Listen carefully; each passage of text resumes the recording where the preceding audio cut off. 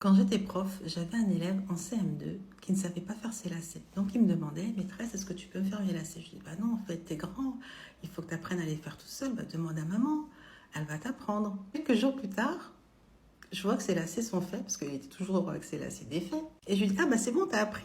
Il me dit, oui, oui. Et je lui dis, ah bah voilà, c'était pas si difficile en fait. Je lui dis, bah comment t'as fait? Il m'a dit, bah en fait, ma maman, elle m'a mis une vidéo YouTube.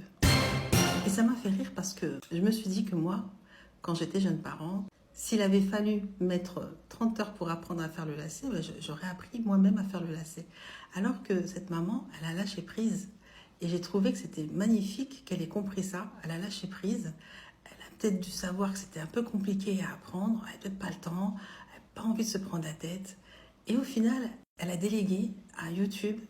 Et ce qui est intéressant, c'est que quand elle a fait ça, eh bien, elle a appris à son enfant à grandir, c'est-à-dire que il a cherché. Il a cherché, parce qu'une vidéo YouTube, tu ne comprends pas du premier coup en général. Donc, il a dû chercher, il a dû refaire, il a dû s'entraîner jusqu'à ce qu'il y arrive. Ce qui est intéressant, c'est que l'enfant, après, il devient très fier de lui. Il s'est débrouillé quelque part, il s'est débrouillé et ça crée des connexions cérébrales plus nombreuses.